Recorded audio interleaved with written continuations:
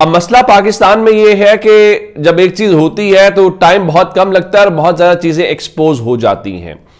अब एक मैंने रात आपको बता दिया था कि अलीमा खान और नईम पंजोथा समेत जो है वो 40 अफराद को एक मुकदमे में नामजद कर दिया गया, जो कल तैयब बलोच वाला मामला हुआ। और ये वो मामला है जिसके ऊपर अलीमा खान खुद कह चुकी हैं कि ये नहीं होना चाहिए था और कारकुनों को भी जज्बाती नहीं होना चाहिए था। अब उसके बाद जब अलीमा खान को उस मुकदमे में नामजद किया गया तो मैंने आपको बुनियादी तौर पे रात को ही यह सवाल उठा दिया था कि अब आप ये बताइए कि अलीमा खान ने ना तो तशद्दुद किया, ना उस शख्स पे हाथ उठाया और ना किसी को तरगीब दी या किसी को यह कहा इस पे करो। इवन वो खुद कह रही ये वाकया नहीं होना चाहिए था।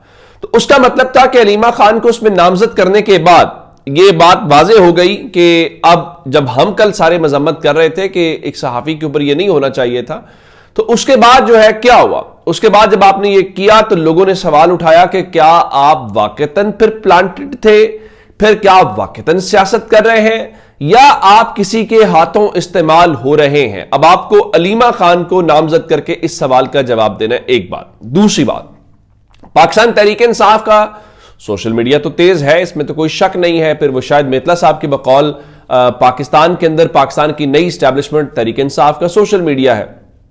उन्होंने रात को उनका पूरा जो तैयब बलोच का पोस्टें माजी की हैं उनका पूरा पोस्टमार्टम किया है।